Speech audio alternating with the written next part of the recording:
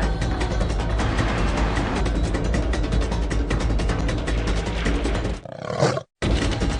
Five, 4, 3, 2, 1.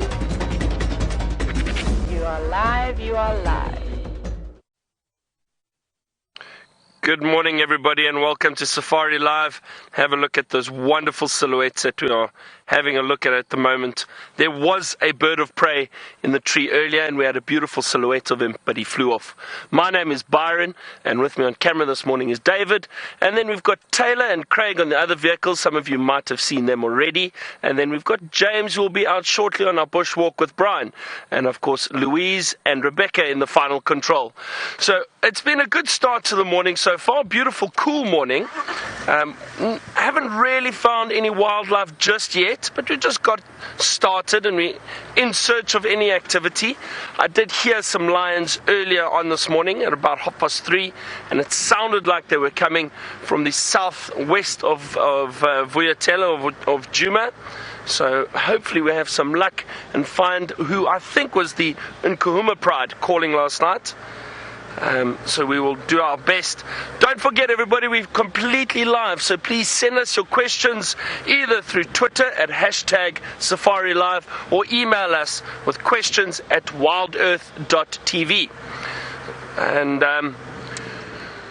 we love hearing from our guests and our viewers. You see, I say guests all the time. We're used to having guests, and you are guests. You are guests and our viewers. It's always wonderful to hear from all of you, and we'll see what we can find for you today. I had a bit of a frustrating afternoon yesterday. Went out on bushwalk and it wasn't working. I think this morning it's all sorted out. So James will be on bushwalk this morning for us, and hopefully he gets to find some interesting little creatures. I'm just scanning around, also trying to have a look at any tracks that might be worth following. So it's a bit difficult. It's a tricky time of the morning because it's not quite dark and it's also not quite light. So it's a little bit harder to see tracks. You really have to have some clear tracks for us to be able to view them.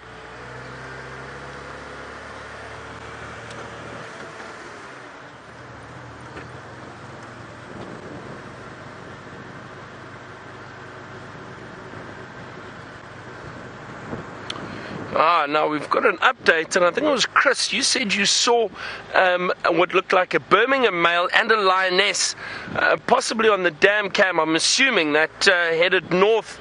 You said perhaps they were heading towards some other lions. So that's interesting. Then what I think I might do is head in that direction. I'm not sure where Taylor is at the moment, but always worth going and having a look around there. It's a bit tricky when we do hear the lions in camp. It's a bit tricky unless we're standing outside to gauge exactly which direction they're coming from, because we are surrounded by the buildings, and it's a little bit difficult unless you are standing outside your room.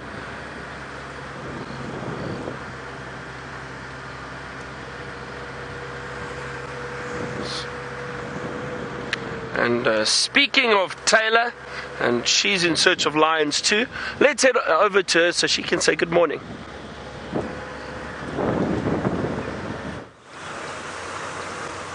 Good morning, as Byron said, and of course welcome to a wonderful, I think it's going to be a wonderful sunrise safari this morning. My name is Taylor McCurdy, and on camera with me this morning is Craig. Craig, are you cold? Or not, really? Are you used to this weather? No, I'm good, thanks. Craig says he's just good.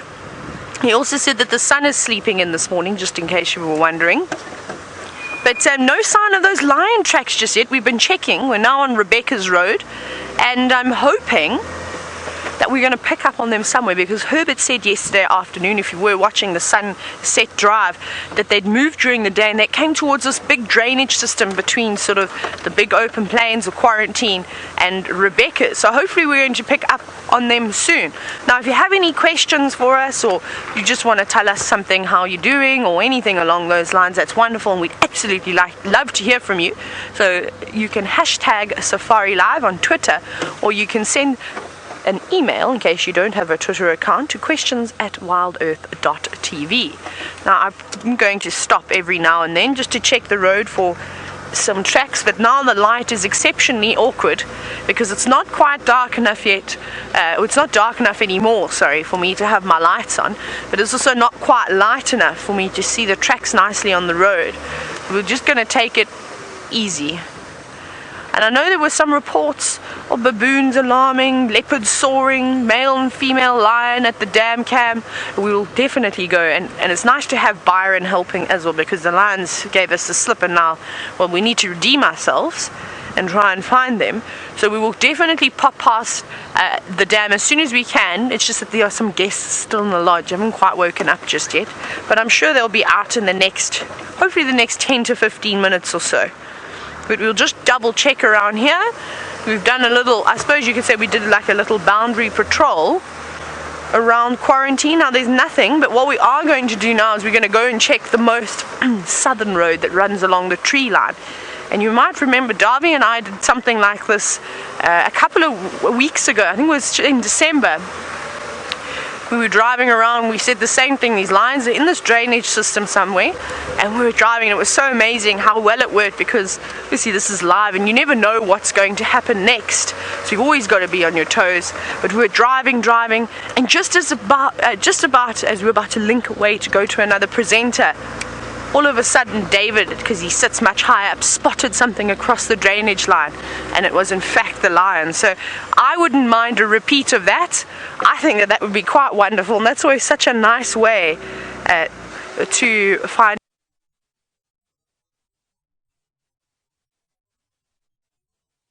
heard.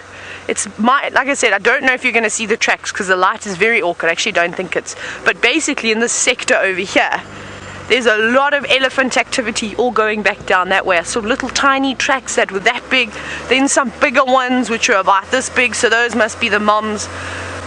So if we don't get lucky here and find these lions, we'll probably maybe go and see if we can track this herd of elephants, because I would also like to see some baby elephants today. I don't think anybody would say no to baby elephants. And up we go. We haven't even seen our first bird yet. We're looking hard for anything that's decided to wake up at this time of the hour. Oh, and there's something else that I want to do before we actually go and look for lions or elephants, is I'm watching to see if that sun is going to pop up any moment, because there's a road that I want to drive on so that I can show you. It's just the most spectacular view with all the grass and the trees. So we're actually going to go back around that way, and we are still checking for the lions, of course, and we'll check that side, and we'll do, but it might take, what's the time now? It is 8 minutes past 5 in South Africa. We probably got about another 10 minutes or so to go before it will be optimal, because the sun is only just popping over the horizon. We'll see if we can get a quick view from up here. Should find a little gap. Oh, but do you know what I have seen is the wildebeest from yesterday. That I want to actually go and have a look and see if they're traumatized from the elephant chasing yesterday. And we do have a gap.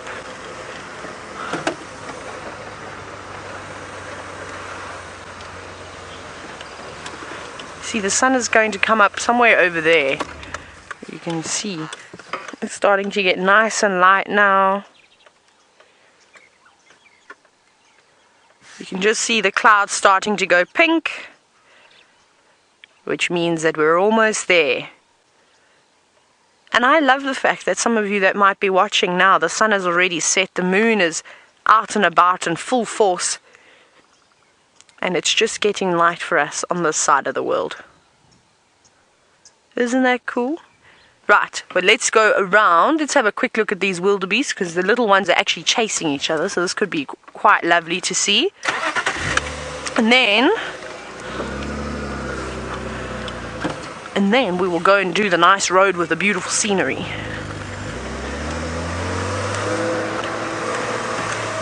I feel as though Rebecca and Louise have just disappeared out of final control today, because they haven't said one word to me yet, which is unusual.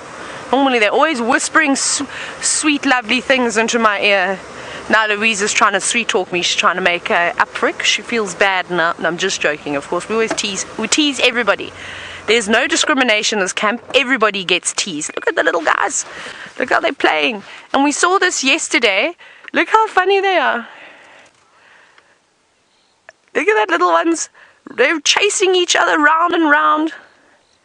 And that's because, well, I suppose mom doesn't really want to play with them. And luckily they live in a herd, so they do have each other. Go, go! Look at those little legs. They're definitely not wobbly little legs anymore. They're able to use them quite well.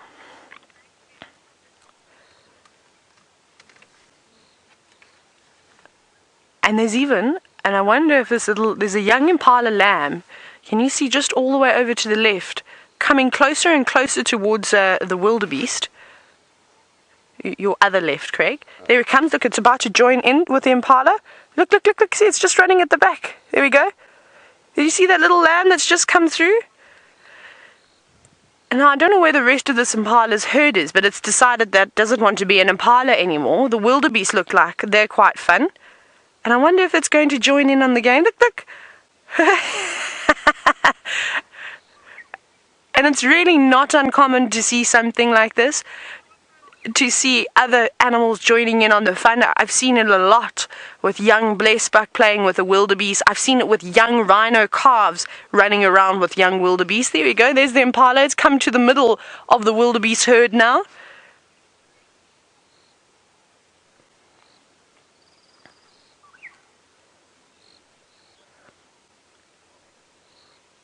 Isn't this just amazing? And I think that impala, it's a little bit nervous because I think these young wildebeest calves can be quite rough and as agile as what they seem. I don't think they've got the greatest of brakes, so I wouldn't want to be run into by a young wildebeest calf. Oh, there's the mothers actually to the right. It looks like that's them over there, and they just sort of huddle together watching in the distance as their little one goes off to play. That is very funny. Oh, now the herd is coming to join the wildebeest. And obviously they don't just come together to, of course, play like this, but like I said, I've seen it a number of different times where the various little animals will run around together. But they also come together like this, the different species, of course, for safety in numbers. And if I was a wildebeest, I'd definitely be hanging around with the zebra and the impala. Well, because they've got the best eyesight out here in the bush. The zebra and the impala. They often spot lions trying to stalk them in the far distance, and then they give a big snort and tell everybody that they're here and in the area. And it's funny, as the wildebeest are actually moving off, the impala are sort of following just behind them too. Here we go. Collecting young impala lamb who's been bounding about with the wildebeest.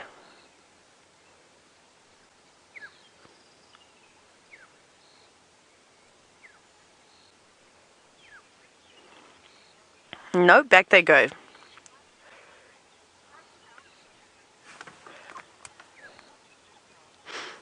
Oh, a little bit of a scratch. Why? Now, good morning to you. Now, you were actually wondering, how do I know when to look down for tracks on the road, or do I just glance occasionally? So it's an interesting technique. But as you're driving along, and it's quite difficult because we sort of track as well and trying to drive. You're going to be scanning up on the trees and all around you as well as on the ground. But often, when you're just driving, and you can actually see a whole lot of footprints on the front of the road. And when we start driving again, I'll show you this. But we can look at this little lamb. I wonder if it's going to be reunited with its mother. Look, it's so excited. I don't know who its mother is. No, maybe it doesn't know who its mother is either. They can get a little bit confused. Yes, there's Mom. Hello, Mom. Ah, happily reunited. No? There we go. Not stopping for a suckle. But so sorry about that. So yes, you can actually see the tracks on the road, and if you see something that looks quite interesting, it takes a bit of time though to get used to actually stop and see something from a distance and hope that it is an actual track and not just a random smear mark on the ground. Maybe an elephant has walked over and sort of scuffed the ground. But it becomes relatively easier the longer you do it. As with everything, in the beginning it's a bit of a challenge, but you just keep at it and the better you get. And it also helps to know the different different tracks of the different animals, then it becomes a lot easier. If you don't know that, then you're going to spend most of your drive with your head dangling outside the door, having a look just on the ground. Now, it's actually such a lovely interaction that we've got here with these impala. I said that like very South Africanly with my my terrible draw. But you see how all the other females are sort of coming over to that young lamb and just having a look at it. They could be youngsters from the previous season, or sadly maybe they've lost their lambs, because we're going to start to see a lot of impalas without little lambs. And like I said in the beginning, in the pre-drive, in case you weren't watching, is that the predators become specialists at this time of the year at taking down young animals. Let me go forward a little bit, actually, and let me show you what I mean. Craig, if you just look the camera straight towards us, can you zoom in a little bit on the road, you can actually start to see, as Craig goes closer and closer, you start to see the detail, all the different footprints on the road. Now, most of these are impala, all those tiny little ones, as they've been running up and down around here. But there's lots of other different tracks. It's just that there's been a couple of people. There's definitely elephant footprints going all over around here. But there's just been a few people that were driving up and down. So now the tracks aren't as beautiful as what they are. But you sort of see that. And a lion track would stand out, or a leopard track immediately would catch my eye. But it can go unmissed, and it just depends on, I suppose, what soil you have. This is nice soft sand. This makes it very easy to track. But unfortunately, when it's sort of the harder gravel roads, it's almost impossible to track. Now, we're going to keep searching here. I'm waiting for Rixon or Aubrey to wake up so we can go and check in front of the dam. But I'm going to send you back across to Byron to see if he's, having a bit more luck than what we are.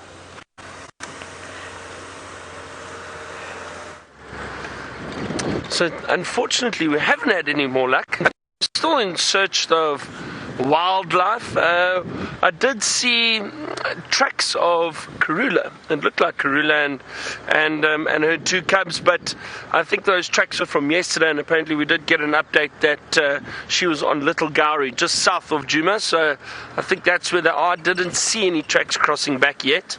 But still having a good look around. You never know. That we do know that female leopard does move around a lot, especially when she's hunting, especially because she needs to feed two young cubs. So we'll hopefully see them soon.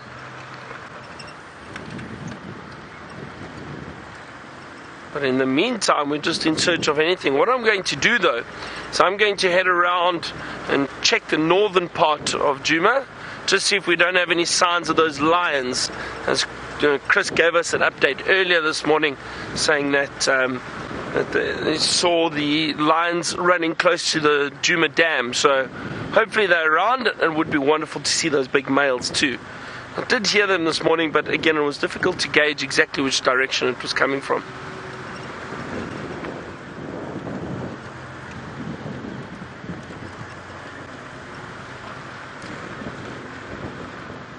Bush is so thick at the moment, but it's wonderful. It's so nice to see how well the bush has recovered from that drought that we had. We've had so much rain and everything's lush and green, and it's amazing, and I think, we spoke about it during the dry season, just how it's nature's way of keeping a balance, and we do see animals unfortunately suffering or dying from the drought, but it is nature's way of making sure that it's survival of the fittest out here.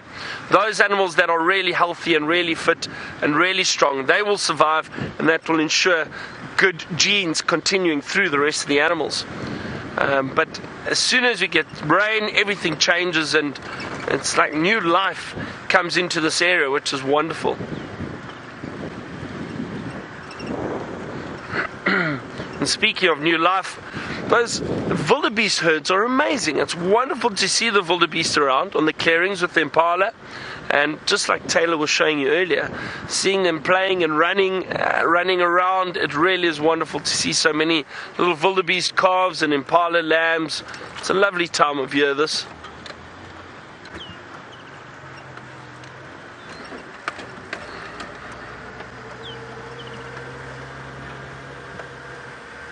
You can hear a lot of birds calling. Hang on, what tracks are these? Oh, we've got some hyena tracks.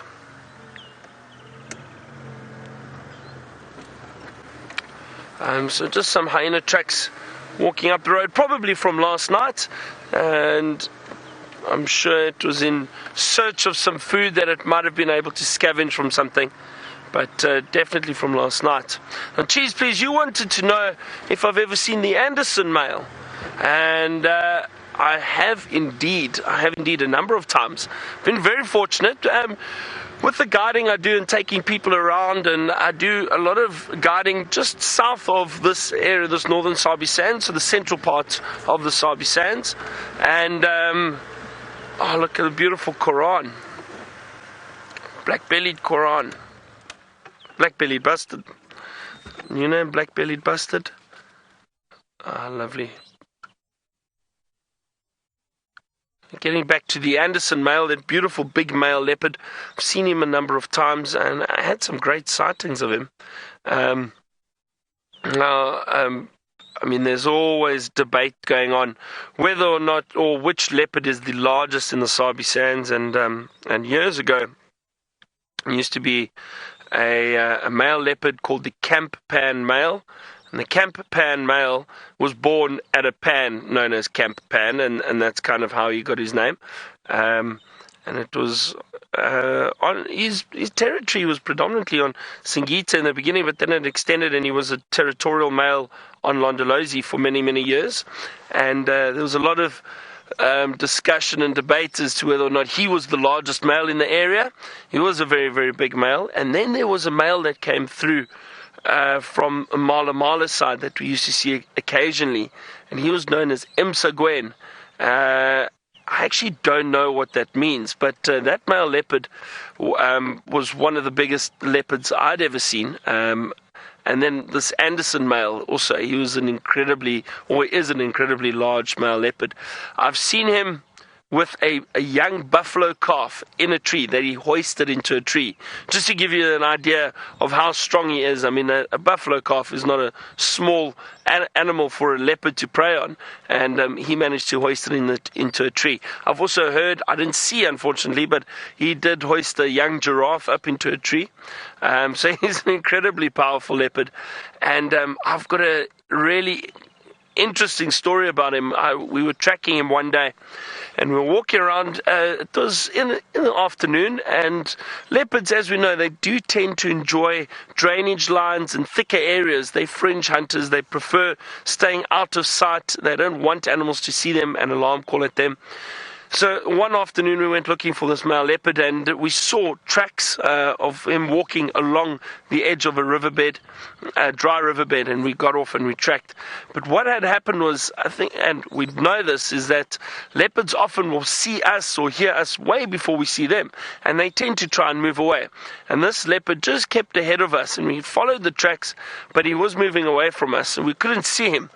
We then drove the vehicle around, trying to cut him off to see if we could see more tracks, and the tracks just stopped. They vanished. So we got out. My friend and I, Judas, who's a tracker I used to track with for many, many years, very, very experienced tracker.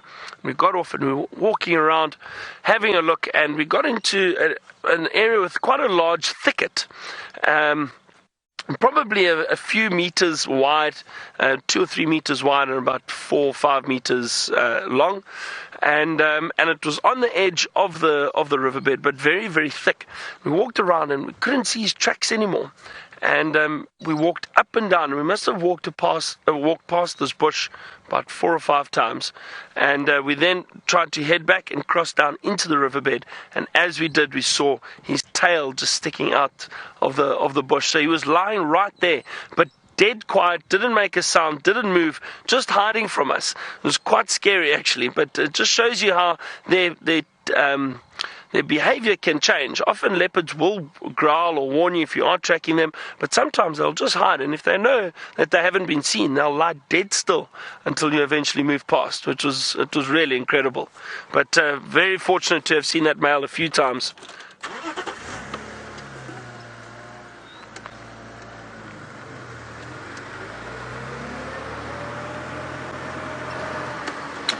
And it sounds like Taylor's found some large pachyderms to show you.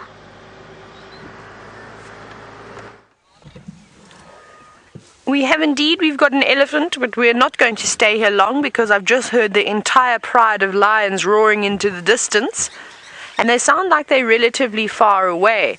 And I hope that they are not moving, because if they are, it sounds like they could be right on our boundary.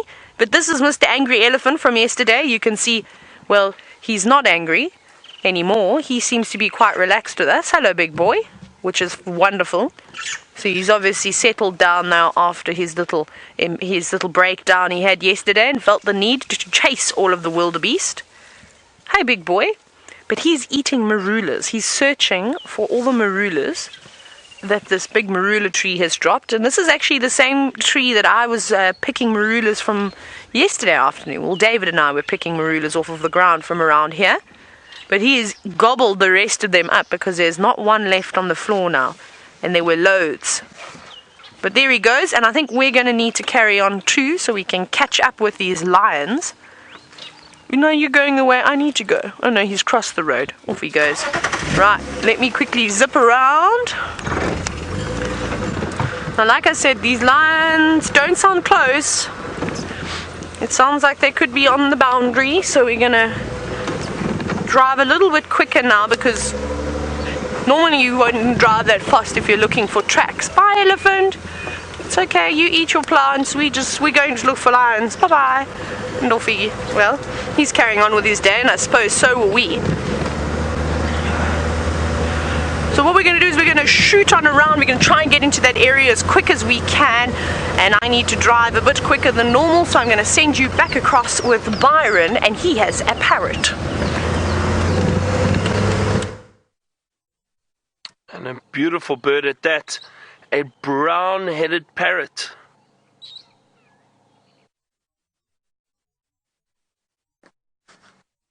Oh, lovely to see it. And we've got perfect light on him at the moment.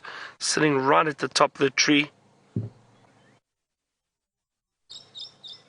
Oh, there it goes. It sounded like there were one or two others. Just going to try and get a picture of it for you quickly. It was a lovely view of it, but just to show you, it has got a bit of green in it, and you could see that yellow, but obviously in really good light you'll be able to see the green very clearly, and that brown head of the brown-headed parrot.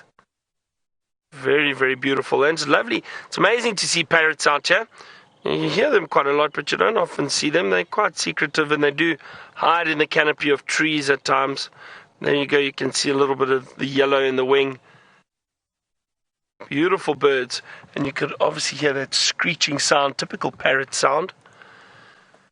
Lovely bird to see. And so two nice birds so far, the black-bellied bustard and the brown-headed parrot.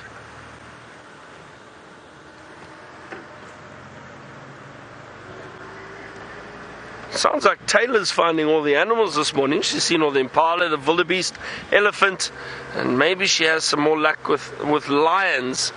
I'm just still scanning the road for any tracks, and again, hyena tracks. This hyena looks like it's the same hyena that's walked all along this road.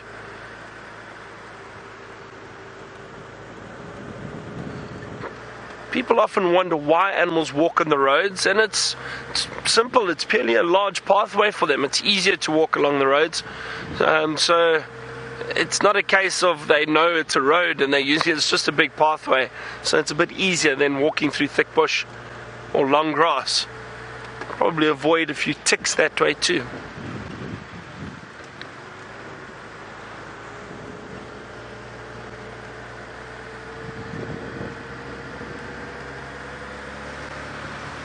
I was just saying to Dave earlier what a nice morning it is, especially these cool summer mornings.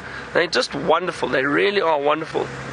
Obviously the day is going to start warming up and heating up fairly soon, I think, as soon as that sun's up in the sky. But to start off a morning like this, there you can see the sunrise peeking through the trees.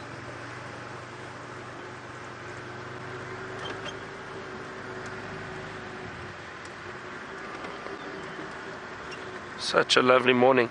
Now, when we get to little junctions in the road, excuse me, I always check very carefully because animals, as we know, do use the roads, and when you get to these junctions, often animals will come through from one area into another. It's always worth having a good look around to see if you do have any tracks.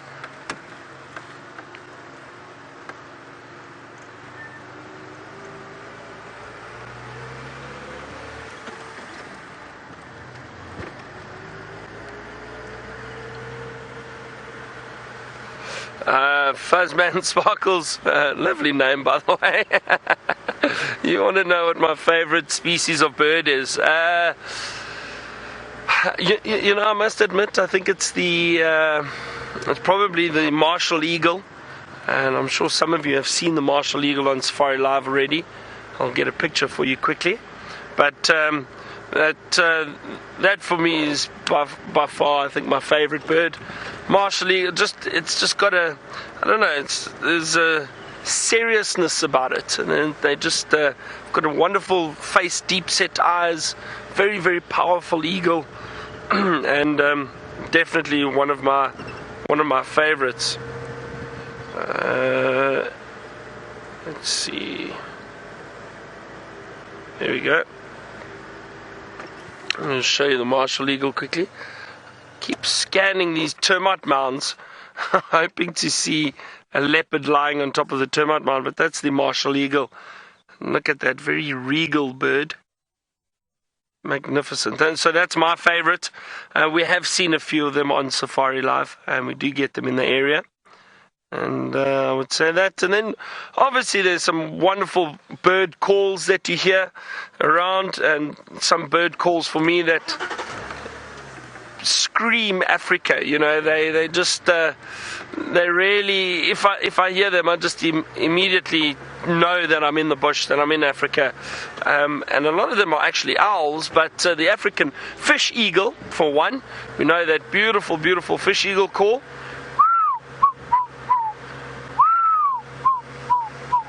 So, not bad, hey Dave? That's all right.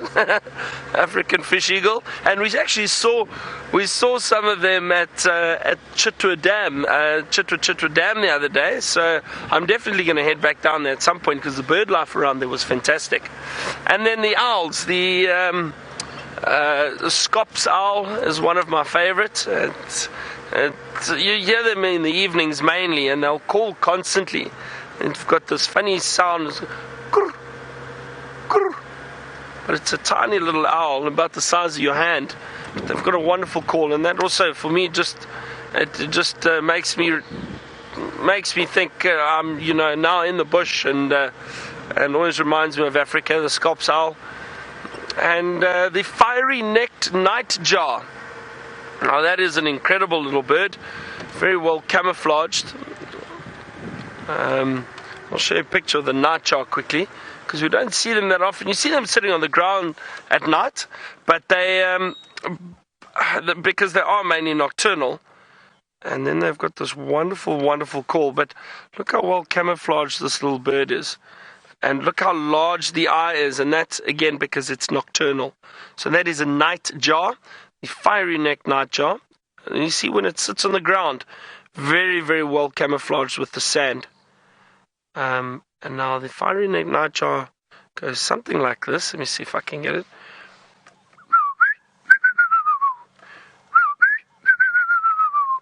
Something like that. But it's an amazing sound. Obviously the bird does it a lot better. But a wonderful, wonderful bird to hear in the bush.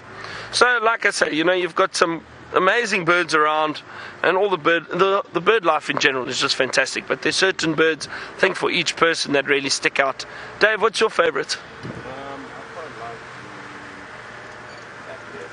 Battalier. Dave likes the Battalier. So it looks like the eagles are winning at the moment. The eagles are beautiful, and we do get a lot of them in the area.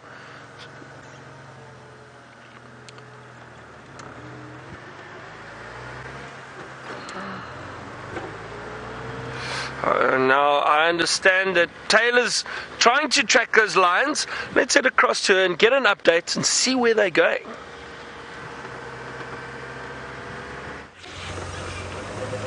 Now we're trying to move as quickly as we can at the moment. I have a suspicion that these lions have moved off of the property. That call just sounded a little bit too far. And I've managed to pick up on some male lion tracks. I'm just going to see if I can find some nice ones. But they're quite fresh. They're not too old. I'm not going to spend too much time on the ground. We're just very quickly going to have a look at them. But they're going sort of straight along a garring mane to make sure that they're not just standing here somewhere. But if you look over here, you can see two big feet going all the way, and you should actually be able to follow the track all the way down that side. Now, like I said, I'm not going to spend too much time here because we are behind the lions, and behind the lions when they're on the boundary is not a good thing, so we need to catch up. We heard them calling. I think that they've been moving, so let's quickly get a move on. I also did very quickly also saw some leopard tracks, but they had been driven over, so I think they could have been from maybe late last night. We'll see if we can find some nicer ones. I didn't get really a good look because I want to pick up on these lions. I just saw half a footprint. So we're just going to drive. We've still got the tracks going down the road. Yeah, still going down the road. Every now and then you'll see where the soft sand is good. Just check around here. You can see the footprints quite nicely. But I haven't seen too many tracks yet of the females and the cubs. I've seen one lioness track. And definitely when there was roaring, we heard it was definitely some males and some females. Okay, the lion tracks are still going down the road, which is good. Hopefully these tracks will lead us straight to the animal and they don't just veer off somewhere. But we're on Gari, I think we're on Gari Main. No, Triple M.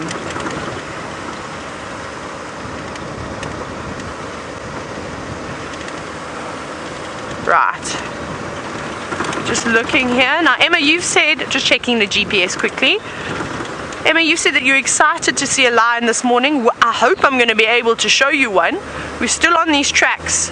They're still going down this way. And this is sort of quite nice. It's quite helpful that the ground is, of course, so soft. We'll see how far we get with these tracks. And I lied, we were on Triple M. Sorry, my mind is still sleeping. We're going to turn onto Gari Main in not too long. Thank goodness. I'm going to just pick up the pace again because I've still got these male lion tracks still going straight down the road.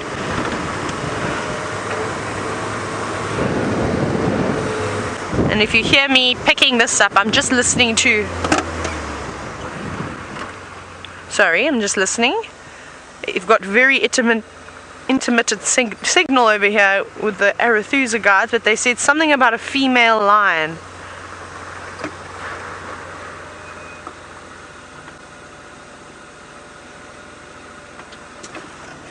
Hang on, let me just have a very quick look here. I just want to check the GPS.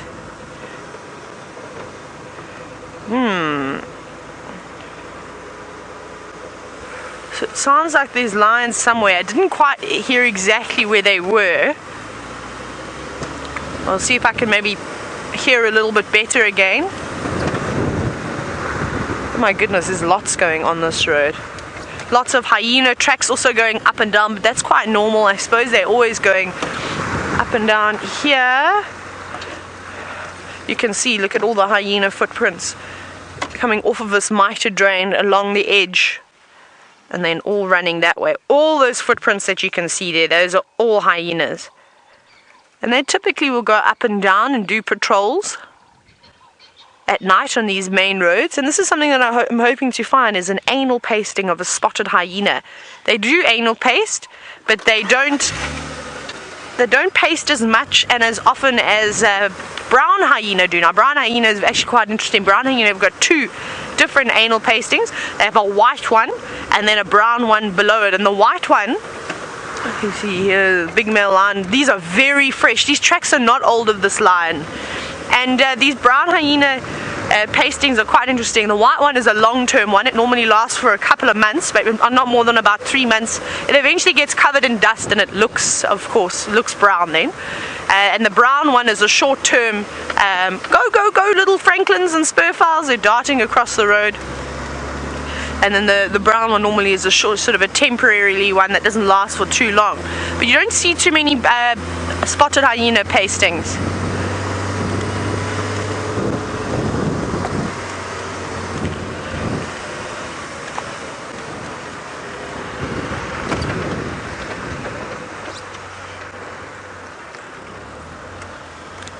Now we've got some, I'm just trying to work out where these lion tracks have gone. They sort of came around here and I think they've gone, yes, they carry on. They actually go down towards Arathusa. Where's the rest of the pride? Now Michael, you're actually wondering, is it a time of the day which is more difficult for tracking? Late evenings when the light diminishes, and then early mornings when just before the sun is starting to rise. This is very nice light now, sort of within the first 40 minutes of the sunrise. It's really beautiful, and then as the sun gets higher in the sky it also becomes easier. I'm just thinking, my brain is working overtime at the moment, because we definitely heard some female lions calling too, but there's now only male lion tracks. So I think I just want to check a little bit of Gari Main over here, and if we don't come right we'll zip back down that big driveway that goes towards the airstrip and we'll have a scratch around there. But I suspect that that's one of the Birmingham boys. But let's go up a little bit further and see if we get lucky, because it did sort of sound like it was somewhere around here that those lions were calling from. Maybe we get lucky now. I hope so. I feel as though we've put in enough effort already to be rewarded with lions. I know if you have just started watching, it might seem that I'm just driving around aimlessly at the moment, but we're searching for lions and we've got lots of footprints. We've heard them calling. Hang on, I'm just listening to the radio again. Last mobile, can you go with that update again? Is it just in Konzo?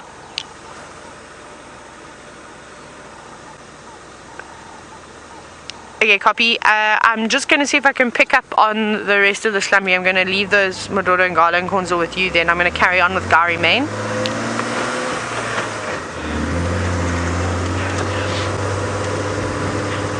Okay, right, so Brian from Arathusa has just said he's picked up on those male lion tracks that we just had, so that's good. So he's going to follow on with those, and we're going to keep, I'm going to have a quick scratch and see if the pride is maybe still on Djuma somewhere.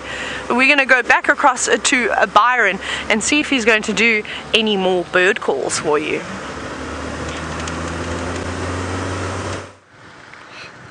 Now while Taylor's tracking, I'm also doing some tracking. And it looked like I saw a leopard track. Looked like a male leopard. I just want to see. Have been a few vehicles driving through this area already this morning. It's disappeared. Wouldn't that be wonderful to find a nice big male leopard walking through this area?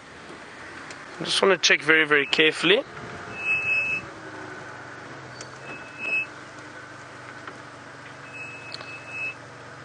Tracks seem to have disappeared.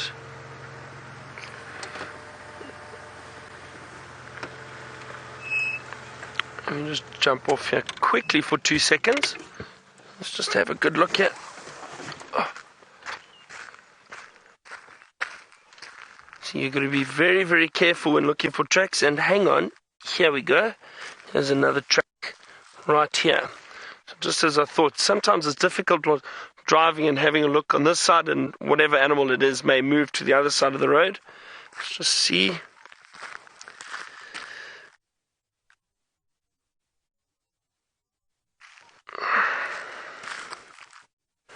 Definitely a male leopard track, which is great, but quite faint. It's not easy to see, but heading all along the road. So what I'll do is let's drive down get to another junction in the road and we can have a look and see if it's headed all the way down there. That would be great. Love to find a male leopard. Oh dear. So that's exciting. You see, you never know what you're going to find and come across while you are driving around. But you've got to check so carefully because obviously just driving, it's not always easy to see these tracks.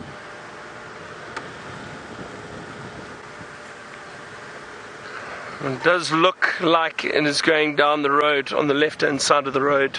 So I'm just going to scan carefully while we're driving.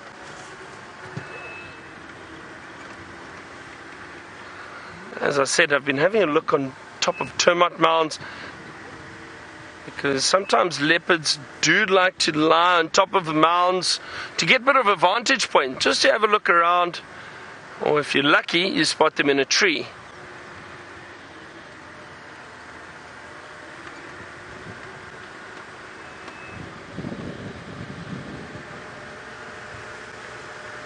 Now, I know from experience and viewing leopards for many years, but this time of year it's difficult because of all the little lambs and calves around at the moment. So like the Wildebeest calves and the Impala lambs.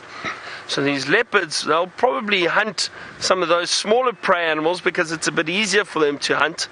And then what they do is they'll go and hide in a thicket and they feed on that for a day or so. But because it's such a small kill, they don't necessarily have to hoist it, or because the bush is so thick, and yeah, we've got some kudu. Hang on a second.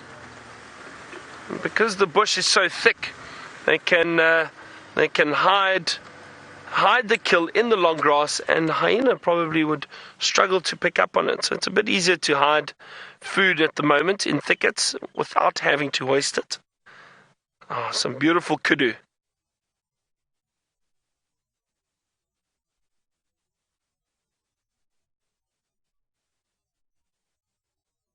Now, kudu are very good at alerting us if there are any predators around.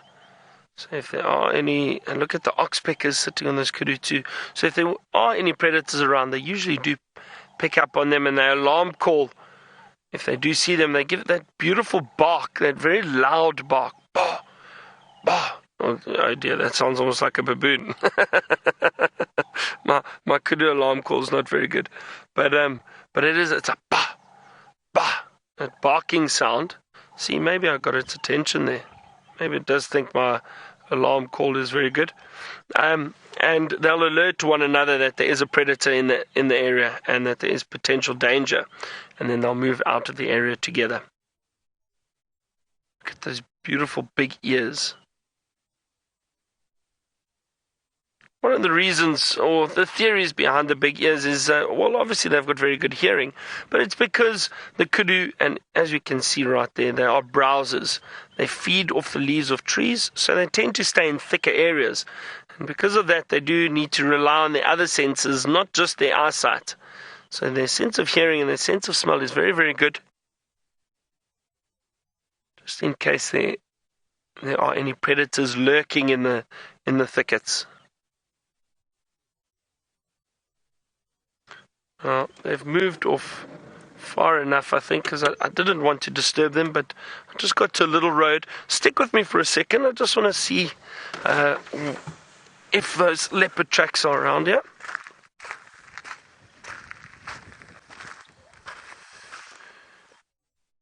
And again, you've got to look so carefully. I was hoping to find these tracks going down the road onto Djuma. We're on the boundary at the moment, on the northern boundary. An impala just alarm called at me, I think. There we go, there's another little snort, and I think they're just alarm calling at me.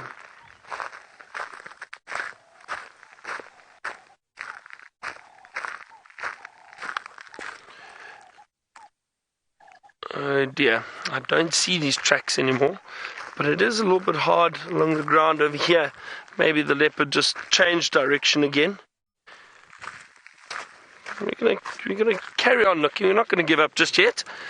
Try and find out exactly which direction this leopard went. But these tracks were, it looks like, from last night,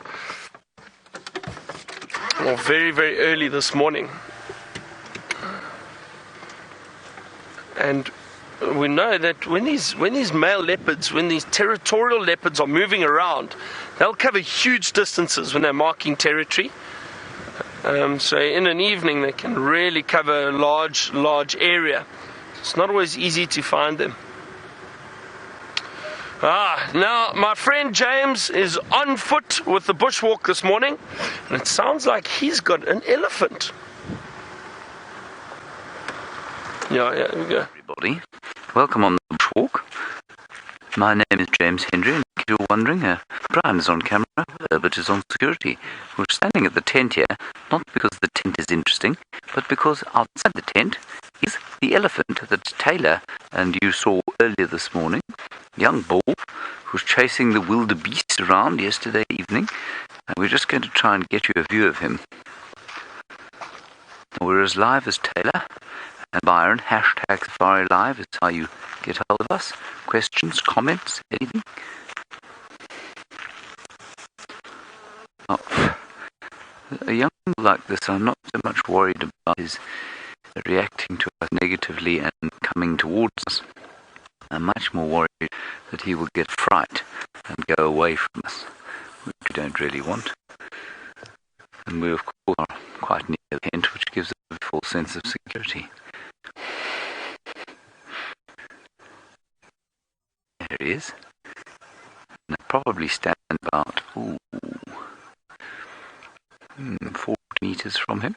So multiply that by 0.25, and you get roughly 130 feet from him.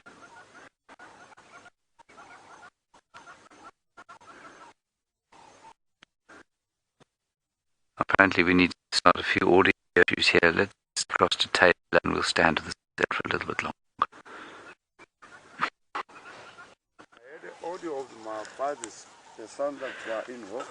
Radio, so we're just chatting to one of the trackers from Arathusa. He said it sounds like, of course,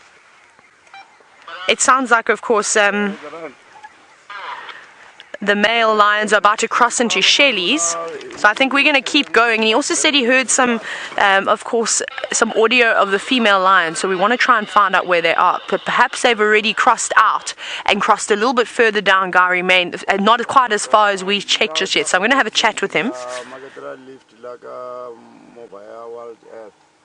We're going to see if we can maybe help each other out over here and just get him. But I think we might have to give him a bit of a lift to where his vehicle is, because I think he's quite far away, quite far down ahead. But this is obviously what it happens. The trackers are a very important role, part of the teams out here, is because they're experts at picking up on their tracks and then, of course, following them. We're going to just see what's happening, find the updates so we don't keep checking the wrong areas.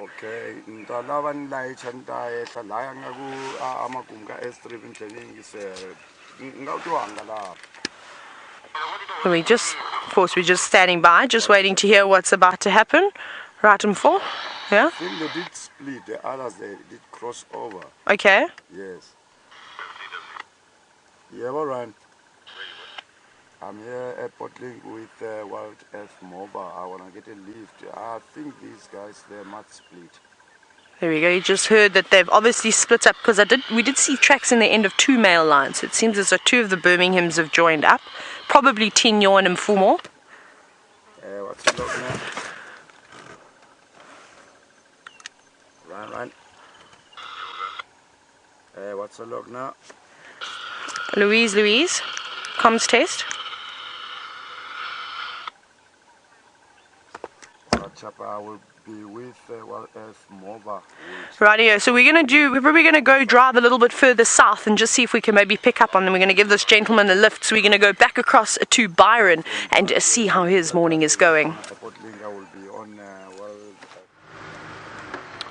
Right, now I'm looking very, very carefully for these leopard, or for this leopard, and I say that because we did see the tracks again just after you left us, and they did cross south onto Djuma, onto Wildebeest. So I'm looking, they are heading in the direction of Buffelshoek Dam. So I'm looking very, very carefully, but there are a lot of thick drainage lines around here. But we do, this was definitely from this morning, this leopard. I saw, just having a look at those tracks again, very clear, very fresh. So that's exciting.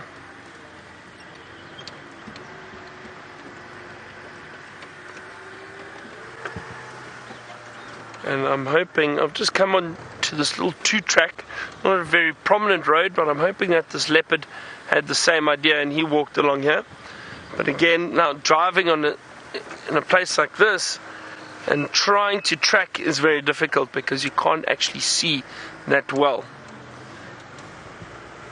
So I think we're just going to have to rely on scanning.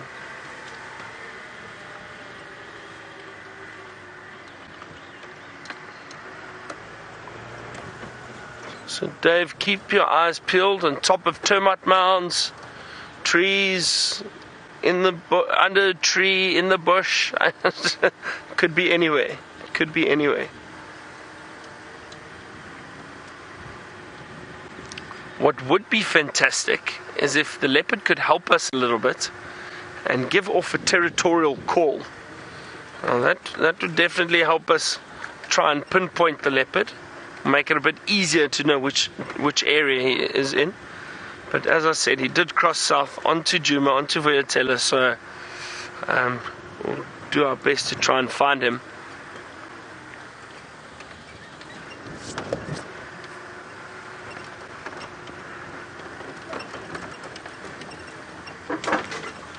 This is always exciting because you never know. He could pop up at any time, just like this little daker over here, just running through the grass. There it goes. There's a little daker. Yeah, still there we go. Beautiful little daker. So there are animals around, and a leopard would definitely hunt a daker. But they are very alert little antelope. Very sharp and always aware of what's going on around them.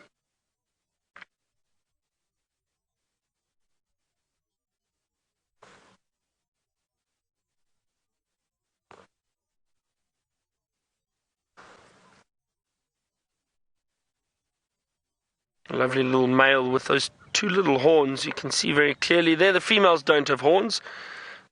And the little diker or daker.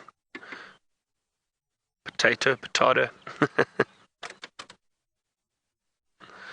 Alright. What I'm going to do is circle around towards Buffelshoek Dam, have a good look around that area, and then come back up around again, just to see if we can't find out exactly where this leopard has gone. Just going to jump back onto the main road here quickly. A bit easier.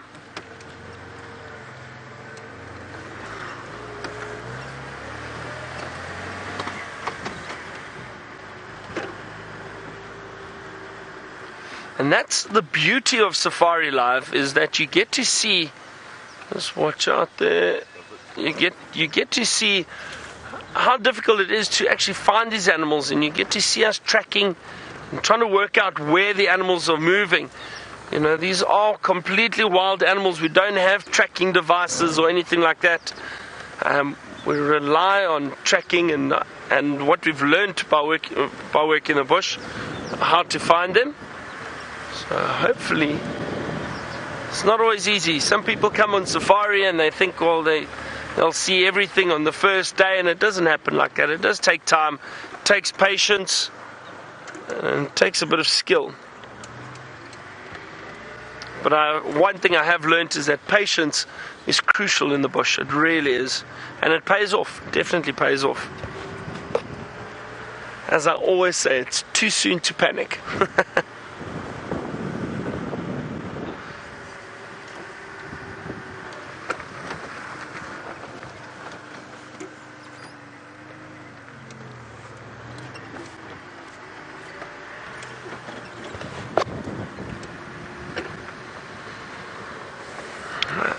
Eric, you wanted to know about those small antelope, and if they lose a horn or break a horn, would it grow back? No, it wouldn't. So, Eric, with any of the antelope, if they break a horn off, it doesn't grow back. That's one of the characteristics of an antelope. There goes a water buck, just running in front of us, and off it goes. Just one. I don't see another one.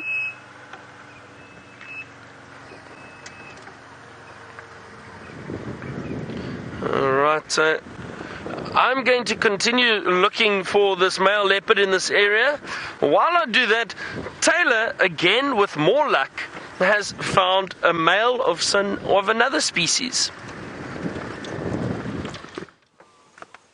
Finally, the wild goose chase is over. Just as we left you after we were chatting to De Beer, Ryan's tracker from Arathusa, he jumped on board. And we obviously started to hear the most amazing commotion. We heard growling, but we don't know if it's from these 3 Birmingham boys, which is also something that we haven't seen in a very long time. Now, the beautiful big one on the left is, guess who it is? It's the one with the equal sign on top of his nose, Nhena, who we haven't seen in such a long time. And I'm so happy to see him. Here we go, you can see that scar on his nose, and I can't believe that it's actually still there. I thought that it was going to disappear. But he is looking beautiful and massive. His mane is filled out even more than his brother's. And this is so exciting to see the 3 of them together. And I think the one just to the right of him, it looks like Mfumo. And then I suspect Mfumo's shadow, being Tinyo, as the 2 of them always follow each other around, is the 3rd one. But isn't this amazing? We also heard some more commotion. We heard elephants shouting and screaming. And I think that they could have been chasing some more lions a little bit further south from where we are at the moment. But I think it could just be off of Arathusa Traverse, maybe in Shelley's. And sadly, we won't be able to go there. But hopefully we'll be able to spend a little bit of time with these males this morning. But I am very, very, very excited because this is the first time that I've seen 3 of the Birminghams together. I've only ever seen 2 of them together. It's either been Nhena and Mfumo or Tinyo and Mfumo. And now, isn't this amazing? What a great start it has been, of course, to the new year. Now, like I said earlier, this is a live safari and we'd absolutely love to hear from all of you. So please hashtag Safari Live on Twitter with any of your questions, or send them through to questions@WildEarthTV. If you don't have a Twitter account, we still of course have an email address that you can send them to. But what an amazing morning. This was literally the last thing that I thought we were going to find. I thought we were going to maybe find Mfumo and Tinyo maybe together, because we only had the one set of male lion tracks in the beginning. And then as we came down Safari Drive, they ventured into 2, and well, look at this. 3 beautiful big Birmingham males. Now we just left with Nsuku, who I have yet to see.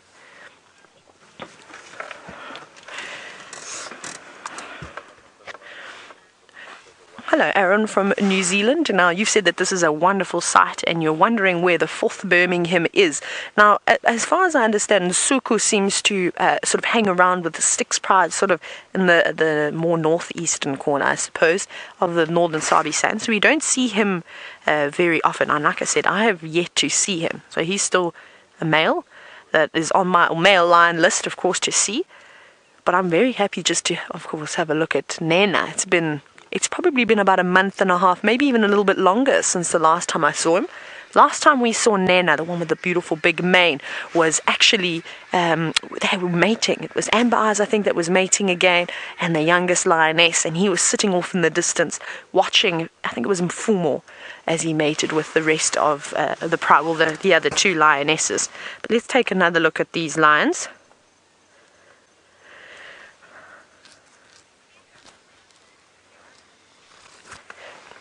Now, Emery, you are asking if we can zoom in a little bit to, of course, Nhena, which is the lion on the far left. But he has got his head now tucked underneath his paws.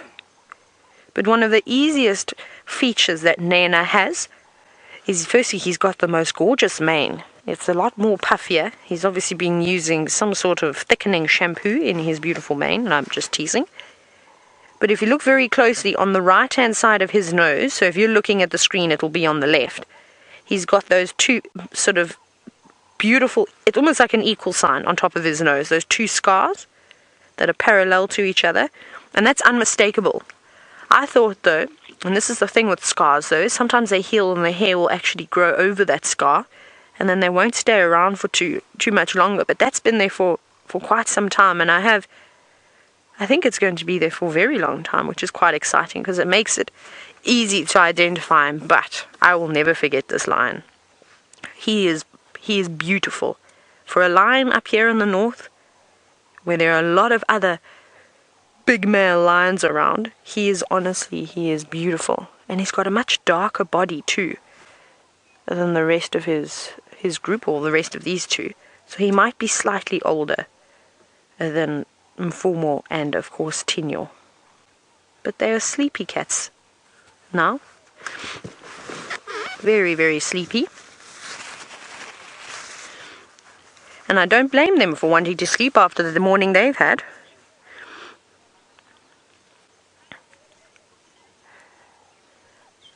Hello, Marianne. Marianne, you're wondering if these lions are actually brothers or if they are maybe cousins.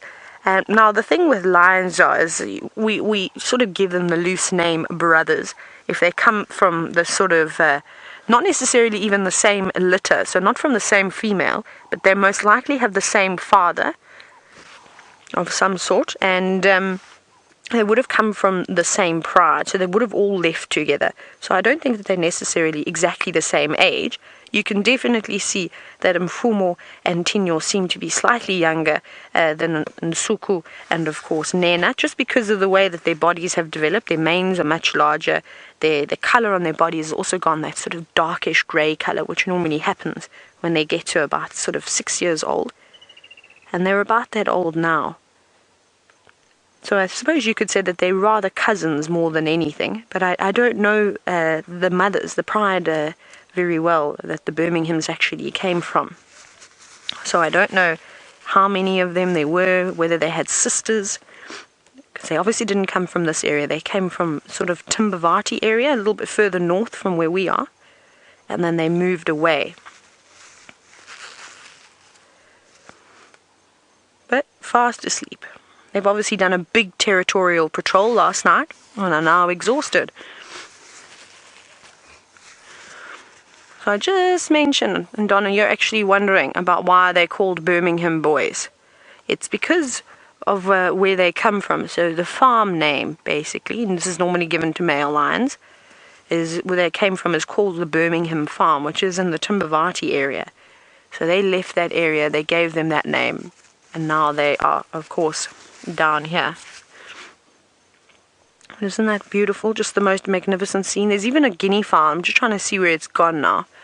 I don't think you'll be able to see them. There's a couple of guinea fowl just sort of down there in the distance, but I don't think you will unfortunately see them. Maybe you can get them, Craig, straight through the bushes before they disappear. There they are. Very brave guinea fowl. I don't know if they realize that there are 3 big male lions over here. I suspect if they did know that they were here, they'd probably give a little bit of an alarm call and alert everybody else, of course, to their presence. But we're not going to be able to hang around with these boys for too long, unfortunately, because there's lots of other guides that want to come and see them.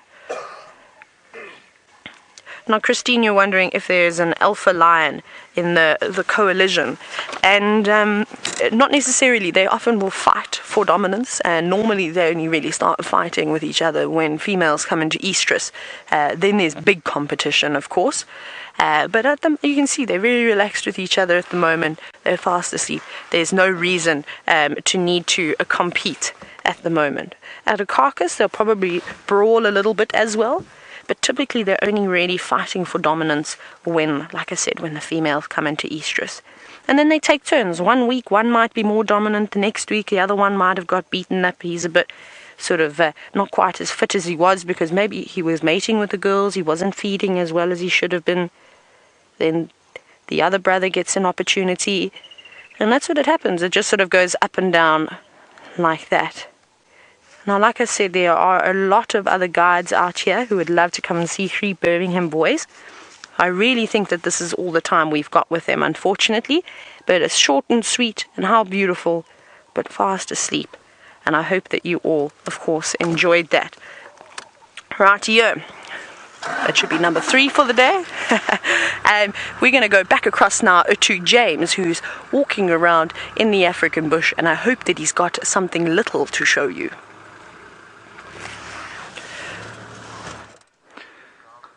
Now we've come into this area because we think there are lions, and we heard them calling just after we saw that elephant with you. We had a couple of technical glitches we had to sort out, so sorry about that. We've moved away from there. We've come southwest of quarantine clearings. This is not far from where they had their buffalo yesterday. This is the Nkuhuma Pride. We heard them calling from here while we were still in camp. So Herbert is over there. And he's just looking around here. You can hear the drone in the sky, I think. That's good news. Okay, so the drone will help us. I'm just going to ask FC to tell Connor to stay quite high up, because of course we do want to hear. We don't want to confuse the sound of growling lions with the drone. So let's carry on with Herbert here. Now, the other thing we found in great profusion, Brian, is flies, many flies, many flies, all over my back and my legs, which is not surprising. It is unspeakably hot already for this time of the day. It's pleasantish enough, but it's going to get very warm, I think. And the promised deluge of the week is not with us. The other thing I need to tell you, of course, is that Brian is back on foot. Brian, of course, a dreadful incident with his foot, didn't you, Brian? Cut it open on a piece of aluminium. That's aluminium, everybody. Oh, it was steel, not aluminium. Anyway, he's now back on foot. So we're going to walk very carefully through here, keeping our eyes and our ears open. We've got eyes in the sky fairly soon, and that will help a lot. And I suspect, they obviously didn't move yesterday. We were looking for them yesterday afternoon, and clearly they didn't move from here. They didn't come out of this block and devour a wildebeest, as far as I can tell. In fact, I'm going to test you, Brian. There's a wildebeest standing on quarantine clearings about, well, must be close on a mile away. And that's the bull. The rest of the herd, I don't know where they are. But the pride was obviously so full after their buffalo that they finished around here yesterday that they didn't move during the day. Moved off into some shade, and we couldn't find them. But we've just heard them calling here. So somewhere in here they are. Remember, hashtag Safari Live, questions at WildEarthTV. Those are the ways to get hold of us. There are no other ways to get hold of us. We'd love to hear your questions and comments, especially if they have to do with lion tracking. And the other interesting thing is that Karula has also come north into the reserve, so that's brilliant. Now, Marianne, your question is an excellent one, because I'm not convinced that I can tell the difference. You want to know what the difference between a male and a female call is. How can we tell if it's a male lion or a female lion calling? Well, people will tell you that a male is louder and deeper, but these are often people who I consider to be utterly tone deaf, and so how they're able to tell, I'm not really sure, and half the time I don't think they are. I think they're just guessing, because, lion calling in the distance, you think to yourself, well, it sounds like a male, but there's no way of proving whether it is or it isn't. So I'm not convinced it's that easy. I think if you hear them calling next to each other, maybe you can tell the difference. But two males calling next to each other sound different from each other. So I'm not that convinced that it's not substantially deeper. It's probably a louder sound. But if you're not sitting right next to them, I really don't know how you would tell the difference. I can't tell the difference.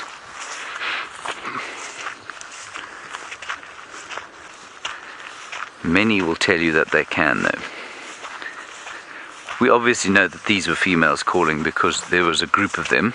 We know that the 3 males are on Arathusa, and unless we've been invaded by a whole lot of males during the night, which is highly unlikely, it's almost certainly the Nkuhuma pride calling in here.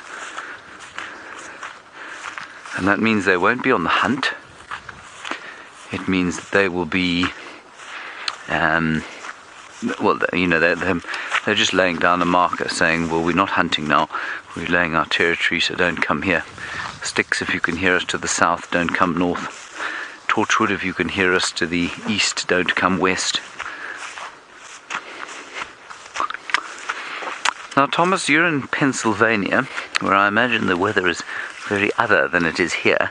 You say, how much territory do the Nkuhumas have? What about 10,000 acres, Thomas? About 3,000 hectares or so they occupy, 10,000 acres. And Djuma is right in the middle of that, so it's really nice. We get a lot of time with them. They go a little bit off to the west into Arathusa and Simbambili, and it would seem that Herbert has found either a track. Is it a track, Herbie? Ah, it's a cub track. A leopard track, not a lion cub. Ah, that's interesting. Here we go. This is a female leopard track. Now, can you see it, Brian? All I can see, and only because Herbert showed it to me, there's the back pad, and there are the 4 toes there. Now, he says that's a female leopard. I would have gone with lion cub simply because we know the lions were around here. But the shape is subtly different. This is probably slightly longer in shape. So maybe Karula came through here, could easily be Shadow coming through here. We're right on the sort of border of their 2 territories. And we're not too far from Red Dam, which is in Arathusa there, and we know that Shadow has been hanging around there. We think maybe she's birthed a new litter, we're not sure though. So let's keep going along here. I'm just going to ask Final Control to tell us if Connor has got any kind of view. I know he's around us, but it might be that we can't get a picture from him just at this stage.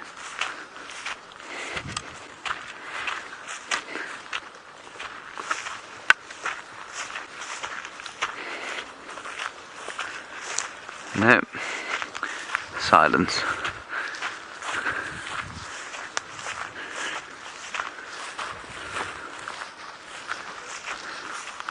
Alright, we're coming towards the next road. So we've headed south and a little bit west. And let's just have a quick look at a flower while Herbert assesses what's going on here. Here is a beautiful morning glory flower, and there are lots and lots of different Ipomea species or morning glories, and I'm not sure exactly which one this is, but it is a glorious morning, and Byron apparently also has a flower that he would like to share with you. So James was showing you one flower, and we've found another one. So in search of our leopard, we do also look at some of the prettier things we see around here.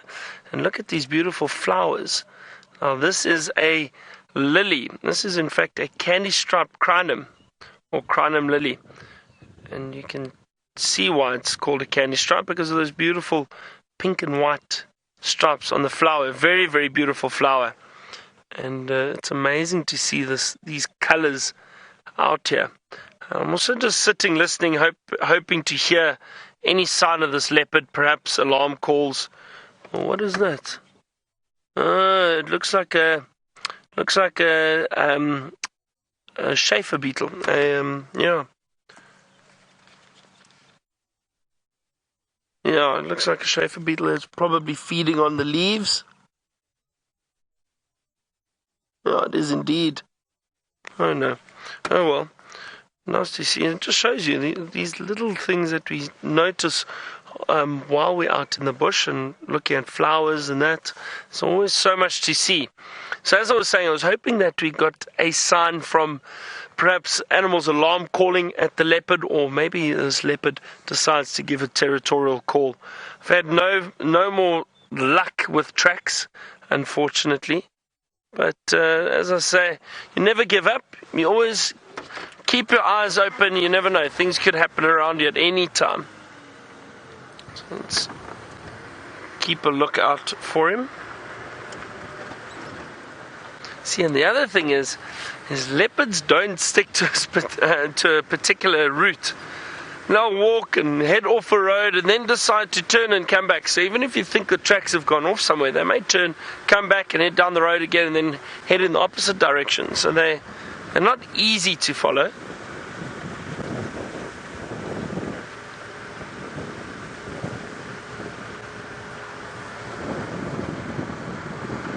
Just having a very good look again on the road, just to see if this leopard hasn't popped out again somewhere. And if we can find him.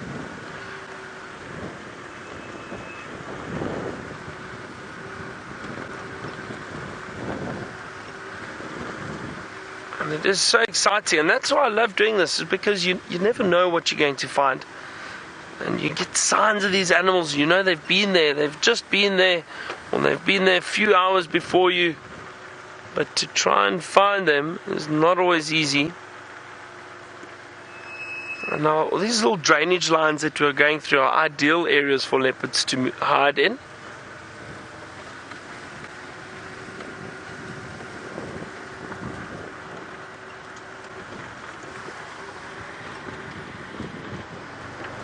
And James, you're saying you're trying not to get your hopes up, and that it would be great to see a leopard this morning. It would be, James. Yeah, I mean, we've got to manage our expectations. But let's just see, you never know.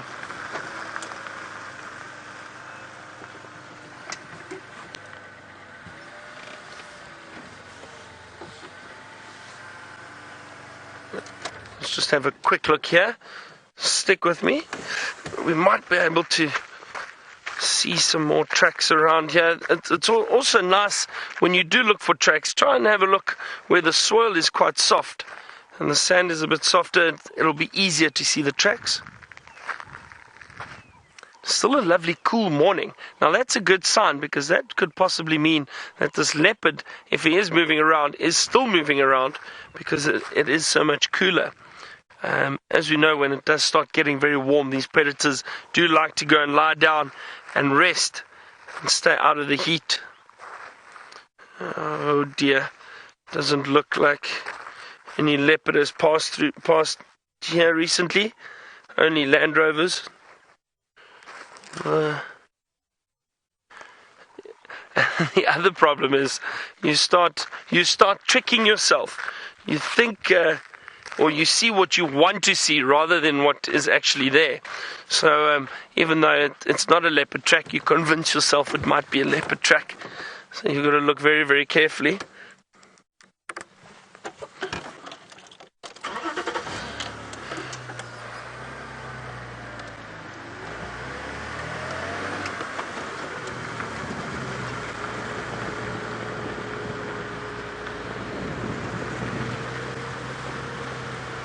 The birds seem to have gone quiet for the moment.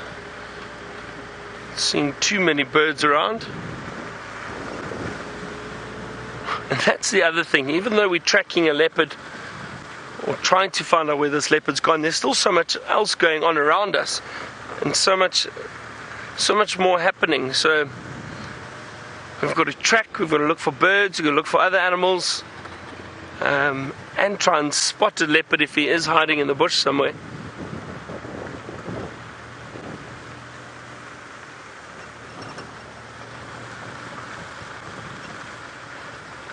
And it's so exciting if you do manage to spot one of these big cats. And even I mean, the years I've been tracking and following and viewing these animals, I still get so excited if I manage to track and find a leopard, because I know how elusive they can be and how quickly they can disappear. If they don't want to be seen, you're not going to see them.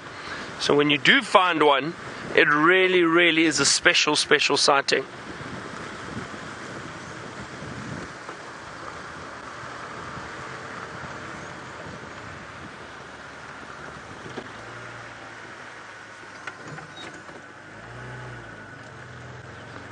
A little steenbok hiding through there. There he goes.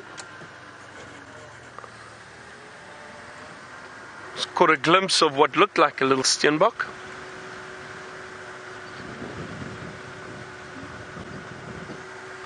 Who's now disappeared. Now, Taylor got to show you those beautiful male lions. I think she's in search of the rest of the pride, or the Nkuhuma pride. Let's go back to her and see where she is and what she's up to.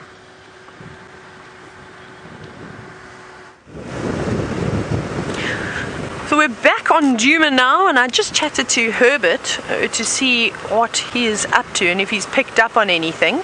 Now I can actually, it looks like I can see Connor out here at the moment, and Herbert said that he heard some lions sort of just south of the Vuyatela Lodge. I apologize, one of my eyes is watering. I'm not crying. I'm a little bit sad that we had to leave those lions, but that's one of those things. I had a bug fly into it, and now it is watering, but I shall have to maybe put some eye drops in at some point. And so we're just driving on Rebecca's again. We've already checked Rebecca's very early this morning, but Herbie said maybe we must just have another look, just because, of course, sadly, well, it was dark when we drove this road and we couldn't really see if there were any footprints or not. Otherwise we're going to do a loop and we're going to go and check the top of Quarantine again. Herbert says it's somewhere between Philemon's or Rebecca's Road and the lodge. So in this drainage system again, where we have once seen them before. But it's quite interesting because when we picked up De Beer, and just after we left you, there was so much commotion. We heard lions growling and roaring, and I don't know if it was the three boys, because we arrived well at the scene and you saw they were fast asleep, their heads tucked underneath. Excuse me. Goodness, like I said, it's not a drive on Safari Live unless I sneeze. That was allergies though, that one. And sorry, as I was saying, and then the elephants were shouting as we were trumpeting and going ballistic, and they were definitely chasing some lions. So I don't know what lions it was, but apparently it was just off into Shelley's. It was just on the boundary of Arathusa, but not quite close enough that we could see anything. So I don't know which lions those were, and I think those were the female lions that we could hear roaring, because if it was the rest of the Nkuhumas, we would have heard them much louder. Like I said, it was very, very far. Maybe it's the Talalas. Maybe those boys actually chased the Talalas off, and then unfortunately they ran into a herd of elephants, because that sort of sounded like what was going on. But very interesting nonetheless. But I was so happy to see Nhena, because he's such a beautiful lion, and I love Mfumo and Tinyo, of course, but I mean, when you see a beautiful lion like that with just a couple of little nicks on his face, perfect, beautiful face otherwise, and such a big mane and such a big body, it's really, really nice to see some sort of up and coming big lions.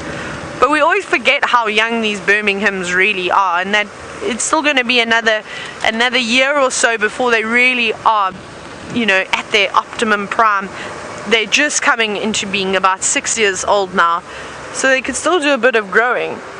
Now we're actually right here where the lions were the other day, where they had that buffalo kill. This was right over here in this sort of area, and then they've basically gone from here sort of straight east through that drainage system, so they're somewhere there. I don't think they've really moved too much since yesterday. Oh, there's a big warthog that just caught my eye. Oh, I don't know if we're going to see it again. It just darted through this. It's very thick here. There's lots of bush willows. Let's see. Maybe we get lucky. I apologize, my eye is not well at the moment. Nope. You can see how thick it is, and it was probably a couple of feet into the thicket. I think it ran behind. There was a big termite mound. It's okay, we'll get the next warthog. But no luck yet for the lions. No. Judy H, you said that I should find a blue commelina, of course, for my Bushman's eye drops. Maybe utilize one of those. Maybe we will. Maybe we'll have to find James on the walk and he can administer them to me, because he likes to play doctor. He's often, you know what he's like. He's like a mad scientist with his scalpel in his hand when he's in the tent. But I'd much rather, of course, have James put some eye drops in my eye via a flower rather than him touch me with a scalpel. That actually gives me the heebie-jeebies just thinking about something like that. I feel like James needs to get a very sort of mad scientist laugh to go with his dissecting kit that he's just got. I don't know, has he played with his new toy yet, Louise? I don't know if he did. Nope. The ladies in Final Control are having a fantastic big party. Hey, it's our angry elephant, who's not that angry today. Hi, boy. He's gonna pop out now. He's just walking behind. There he is. He's looking a little bit more angry now. Maybe he's run out of marulas to eat. I'm sorry for eating them all, elephant. His ears were slightly flared. Now he seems to be relaxing again. And I don't know what's bothered him. Maybe he's just a frustrated teenager that's been bullied by other elephants. Let me go back a little bit. Get another view of him. And maybe that's why his behavior is so terrible at the moment. But it's okay, boy. You can relax. We just want to enjoy your beautiful presence. Now he's searching for marulas, and we haven't seen him push or shake a tree. And I wonder if he's learned how to do that yet. He seems to just be feasting on the ones that have already fallen on the ground. And even though he's just this size, he'd definitely be able to shake a marula about. When you're an elephant, it doesn't really take much. And he probably weighs maybe about a good 6,000 or 7,000 pounds. Maybe more than about just over 7,000 pounds or so. He's not particularly large. He's like an average size of a female at the moment. But look at that tear in his ear. That's quite nice. That's a nice way to identify him. You see on his left ear, he's got a bit of a tear that probably was caused by a thorn of some sort when he was younger. Oh boy, he's walking right in front of the vehicle now. Trunk on the ground. Oh, and a little dust bath. I think he's got some insects in his eye too, because he keeps sort of spraying the sand straight into his face. So maybe something